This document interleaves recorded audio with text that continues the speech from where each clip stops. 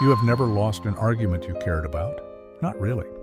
Not in the sense of being in the middle of a disagreement, encountering a point that genuinely could not be answered, and feeling the ground shift beneath your position in a way that required you to say, without qualification, that you were wrong and the other person was right. That has happened perhaps with facts, dates, names, technical details, where the evidence was unambiguous enough that resistance would have been embarrassing, but on anything that mattered. On the interpretations, the assessments, the positions on things that are actually in dispute. You have not, in any full sense, lost. What you have done sometimes is retreated. You have found the version of the other person's position that was partially correct and conceded that part while preserving the essential structure of your own. You have acknowledged the emotion in a disagreement while maintaining the substance of your analysis. You have said, on occasion, "That's a fair point," and meant it, genuinely, while simultaneously filing it under the category of point that doesn't require revising the conclusion. The concession was real, the position held. This is not dishonesty. You are not performing flexibility while privately maintaining a fixed view. The process feels entirely genuine. The consideration of the other person's argument is real. The feeling of having weighed it seriously is real. What is also real, and what tends not to receive the same quality of attention, is that the weighing almost always concludes the same way. The scales are calibrated. You probably know this about yourself. You have probably even named it. You're someone who has high standards for evidence, who doesn't change their mind without good reason, who takes ideas seriously enough to defend them. These framings are available, are partially accurate, and are organized in ways you haven't fully examined to make a specific kind of vulnerability unavailable. Nietzsche's account of what reason actually does in the hands of someone whose identity is organized around being right is one of the less discussed aspects of his work, but it is the most immediately applicable here. His broader claim, developed across the genealogy of morals and several of the later works, was that the intellect is almost never the disinterested instrument it presents itself as. It does not simply perceive and then evaluate. It perceives in ways that are already shaped by the psychic needs of the person doing the perceiving, and then constructs, from those shaped perceptions, conclusions that feel like the product of objective reasoning, but are, at their foundation, the product of something that preceded the reasoning and organized it from below. The specific mechanism is what he called the will to power in its defensive form. Not the will to overcome, the expansive, self-transcending version he valued, but the will to not be overcome. The drive to maintain the existing structure of the self against the threats posed by genuine uncertainty. When this drive recruits the intellect, which it does, reliably, in anyone for whom intellectual competence is the primary basis of self-esteem, it produces something that looks exactly like rigorous thinking and functions as its opposite. It produces thinking that is sophisticated enough to appear genuinely open, skilled enough to identify real weaknesses in opposing arguments, and organized, beneath all of it, around arriving at the conclusion that preserves the existing structure intact.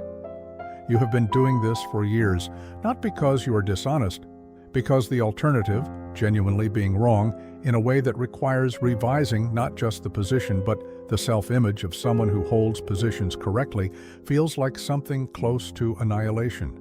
That is not a metaphor. That is the accurate description of what is at stake when the identity is built on intellectual correctness, and the correctness is challenged at the level that would actually matter.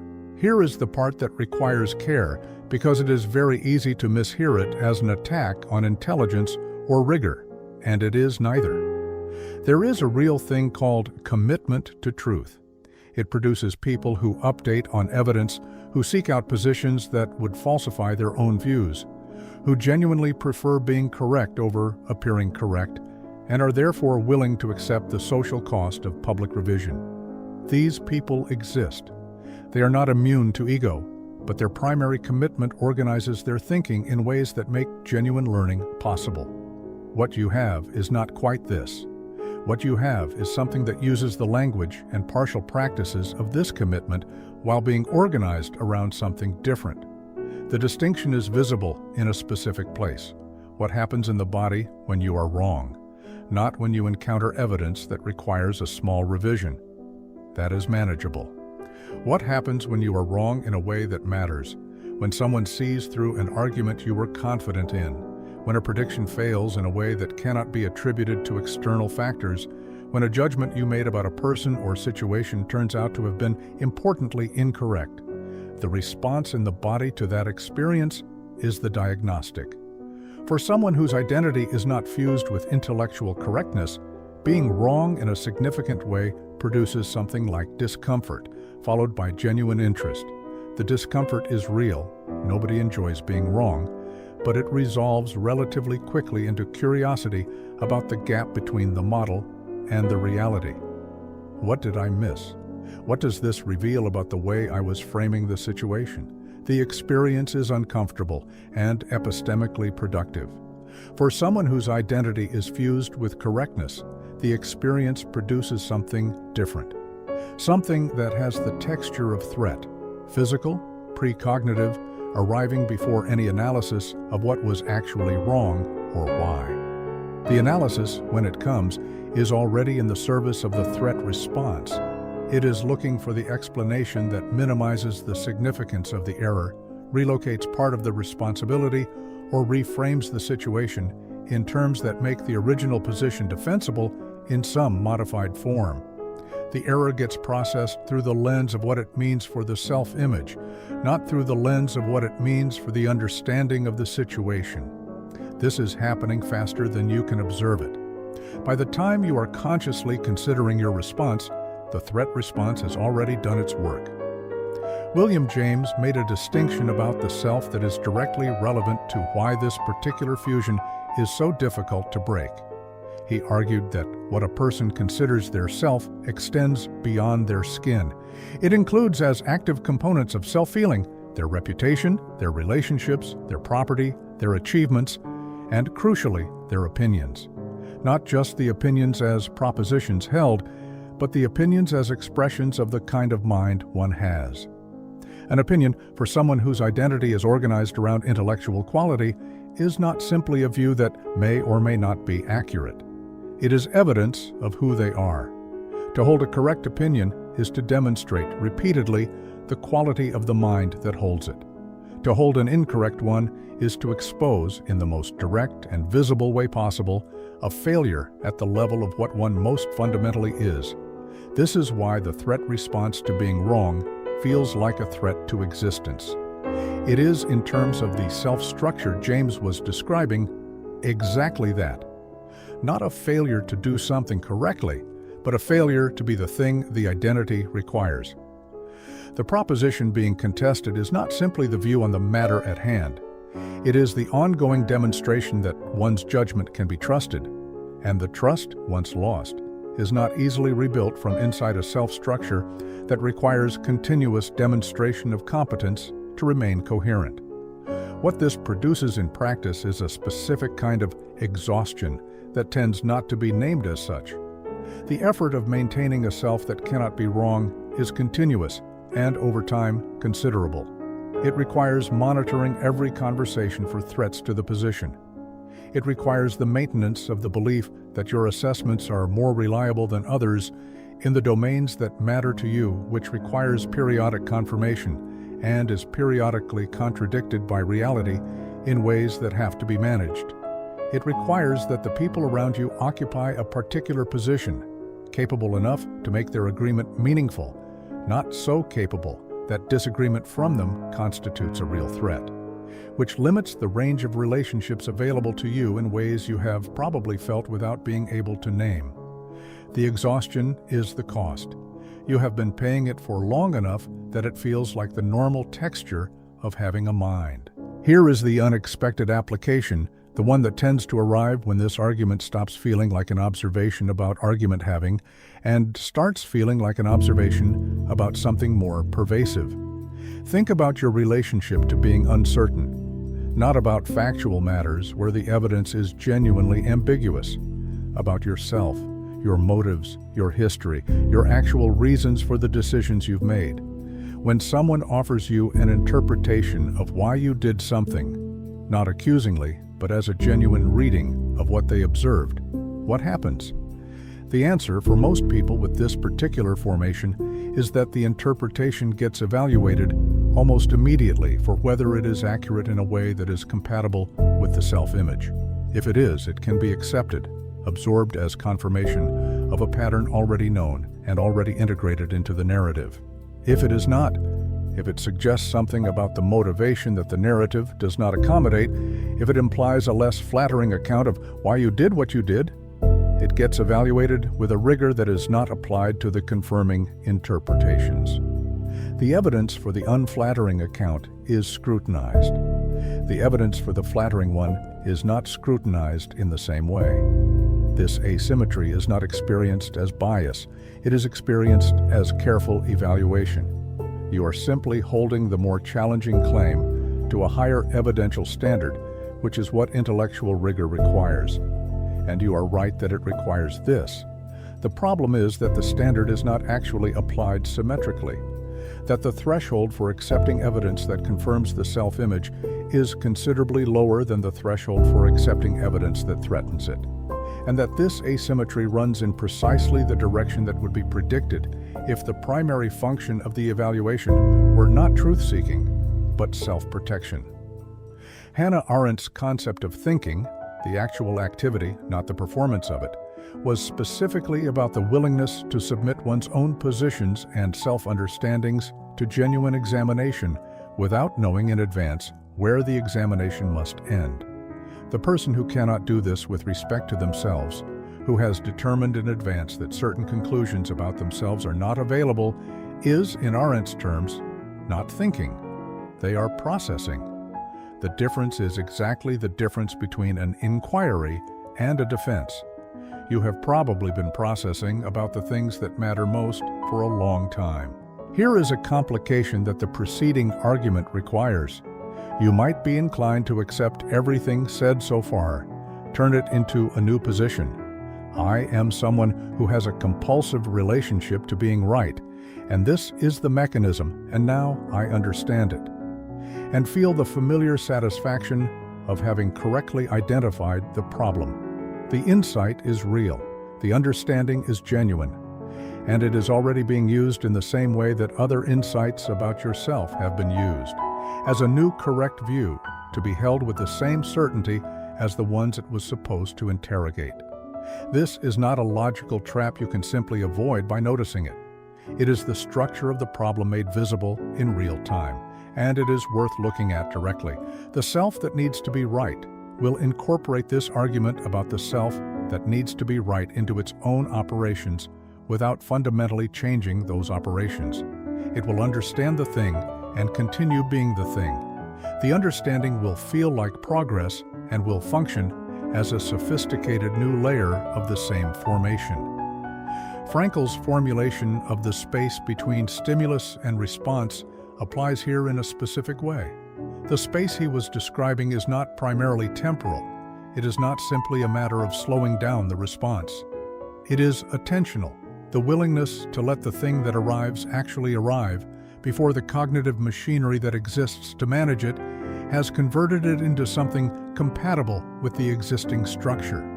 For someone whose identity is organized around intellectual correctness, the machinery that converts incoming challenges into manageable material is extremely fast and extremely sophisticated.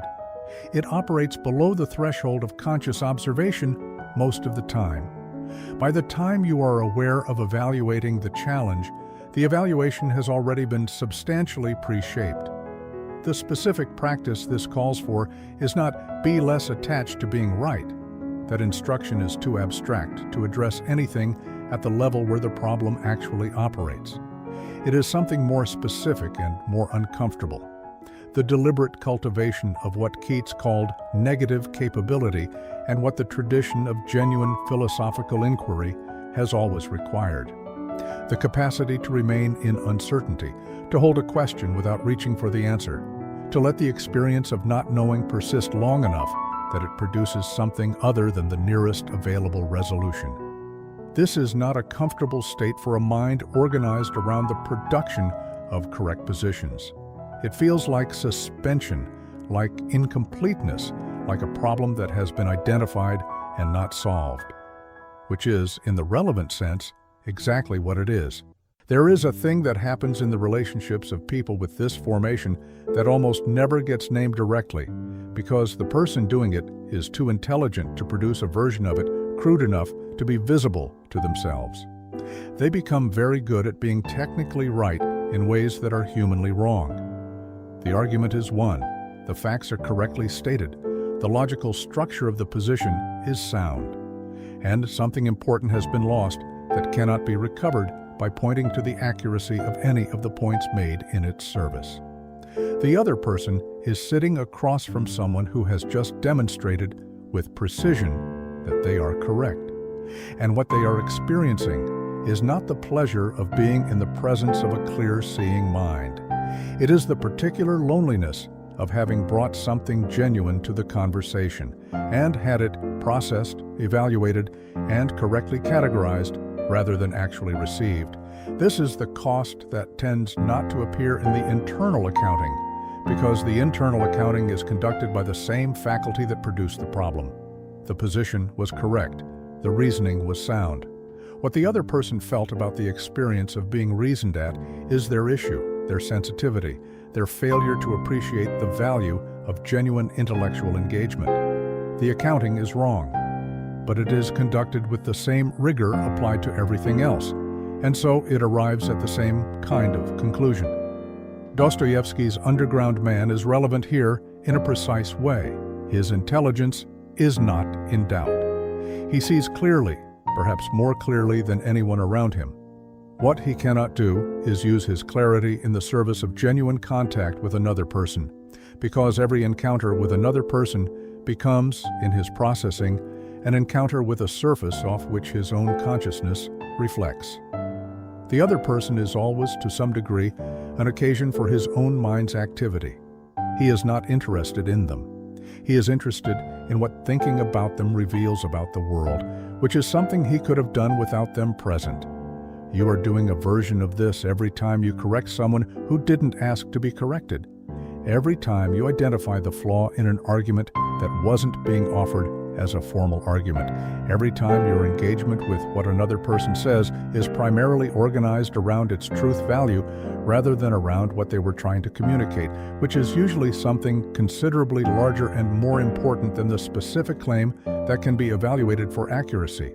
The compulsion to evaluate for accuracy is not the same as caring about truth. It is often its most sophisticated substitute. Jung's concept of individuation, the process of becoming more fully oneself, of integrating the excluded and the unacknowledged into a personality capable of genuine wholeness, requires, as one of its most demanding components, the integration of what he called the inferior function. In the typological sense he was working with, each person has a dominant mode of engagement with the world, thinking, feeling, sensation, intuition, and an inferior function that is undeveloped, frequently unconscious, and experienced as threatening because it operates in a domain where the ego has no competence. For someone whose identity is organized around thinking, around the capacity to analyze, evaluate, and conclude correctly, the inferior function is almost always feeling, not emotion in the sense of having emotions, which everyone has, but feeling in Jung's specific sense, the capacity to assign value and meaning to experiences not through analysis, but through direct, embodied orientation toward what matters. The capacity to know, without being able to construct a logical argument for why, that something is significant. The capacity to receive another person's experience as significant without immediately evaluating its accuracy.